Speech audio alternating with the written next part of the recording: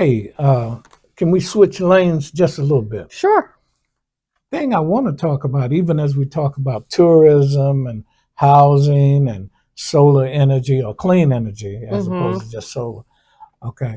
Uh, we've got to have something for these young people to do. Absolutely. And we've got to create jobs that they can, entry level jobs, Mm-hmm. where they can do some incremental education. Start here. Maybe if we're talking about a guy interested in automotive things, he starts out fixing tires, changing tires Mm-hmm. like they do at the racetrack. We got the racetrack right in our backyard now. Mm-hmm. We've got to develop things. That's what I like about Well, solar we energy. do have quite a bit of workforce training people right now. That's why the city is so clean through a workforce training money that's been allocated, and that could have been used to do that same kind of training. Well, I was getting ready to ask you, do you think the workforce training money has been spent Well, and you just proposed one idea that didn't get used towards, so that would have been something that actually would have been able to elevate and get put those skills. Right now, a lot of it, like I said, a lot of the people are just cleaning the city, which it looks good, but I'm not sure what that's going to do for them later on. well, they've learned to mow grass Mm-hmm. and throw grass on the beds of city trucks. Okay. We need to get those workforce training people into something more Mm-hmm. substantial.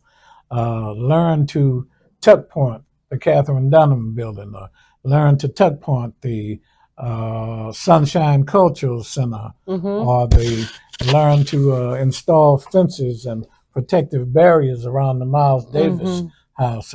Learn to renovate the Majestic Theater. Mm-hmm. Uh, we didn't even know what color the Majestic Theater was when I had it cleaned with muriatic acid. But the city had been using dirty fuel. And so the Majestic Theater, like everything else in town, looked gray. Mm. But when we had it cleaned with muriatic acid and we had the building tuck pointed and the roof sealed, people from all over the country came to take pictures of it because it is the finest example of marsh architecture in the Midwestern United States. So we've got to do something to help these children grow, or the next generation won't have a chance. We've stolen so much from these kids. Mm-hmm. Uh, I'm not a big supporter of that guy who's supposed to be the financial advisor. I met him, but we're giving him $10,000 a month, and he doesn't even come to the city. Mm. He does nothing. The individual that's heading the economic development department down there, Chanel Claiborne, could have assumed his duties. Maybe you give her a little salary increase, or maybe Mm-hmm. you hire somebody else and give them a salary increase. But to hire guys from St. Louis who do nothing and give them a 3-year contract, Mm-hmm. okay, was the height of foolishness. For finance, right? I think Mm-hmm. that's pretty normal. I mean, what I've seen over the years, somebody's been in that position advising financially, Mm-hmm. with some kind of contract or something. Well, it was in house. Okay, the guy Yeah. who was great was Roy Gruber. Hmm. Okay, retired Air Force colonel, and Roy let everybody know where the money was. Now we did some things. We ran into situations where we had to lay off people. Hmm. Okay, but that was a belt tightening exercise, and then you had to get your audits together. Hmm. Okay, we're running behind on audits all over the town. All in Washington Park, Well, audits are we behind. haven't finished those audits yet. They're still not done. I don't think they are. Well, I know that the Hicks administration worked diligently. It was supposed to be almost done when she was leaving out of Mary office. Hicks did everything she could, Uh and huh. she had some vision and Hmm. was willing to put in the work to make some things happen. Okay, but once she stepped away, then some of the foolishness started. But I've never seen the foolishness as much as I see it now, and I was around for 35 years. But we've got to do something for the kids. Hmm. Now we need to put some of these classes in the high schools. What good is algebra two to people if you Hmm. want the truth? If you're in the industry, you can learn it in the industry. But why not television technology where they learn to operate this equipment? We had this going on down the State Community College. People like Duncan are still in the business.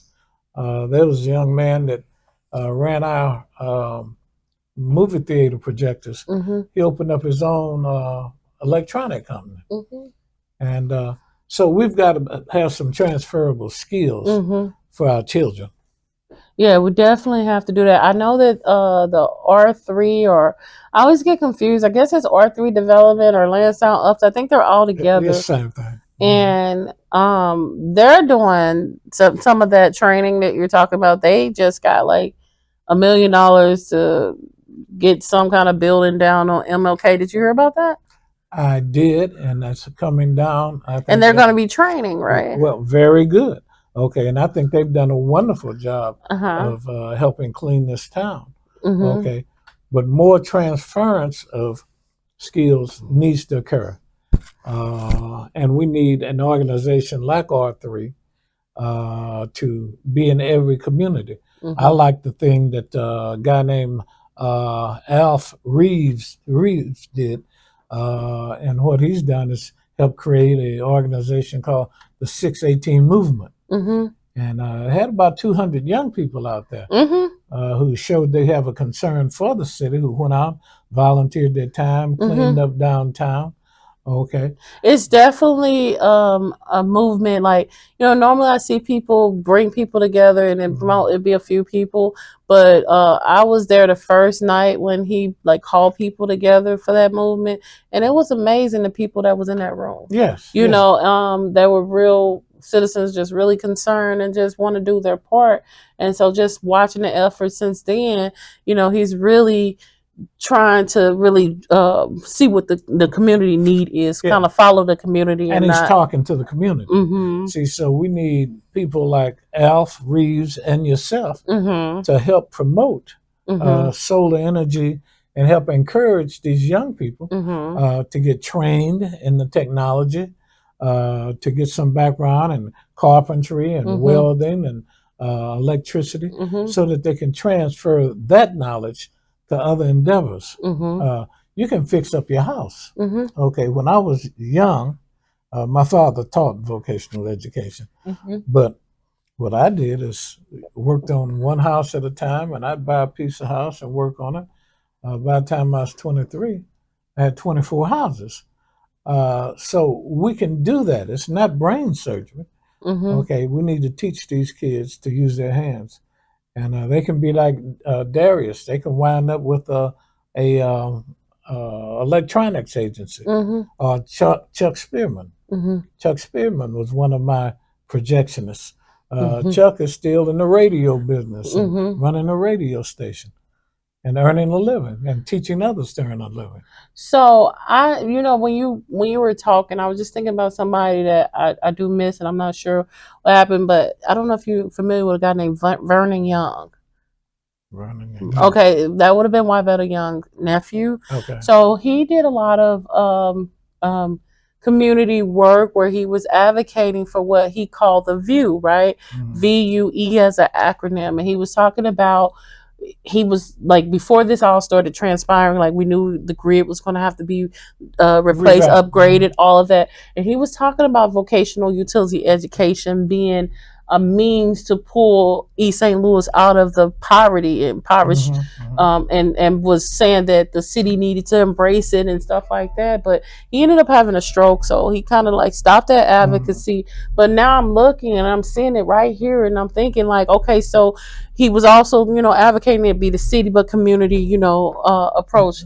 Just what you're saying. So is that the same thing, vocational utility education, or is that something different? No, it's the same thing. Okay. I call it incremental education. My father was director of vocational education for 2 school districts. This school district voted in their infinite wisdom to stop vocational training. Scott Air Force Base gave us aviation equipment. Belleville Community College at the time gave us aviation equipment and vocational equipment. And I believe it was Lillian Parks who disbanded that and just didn't place any emphasis on it.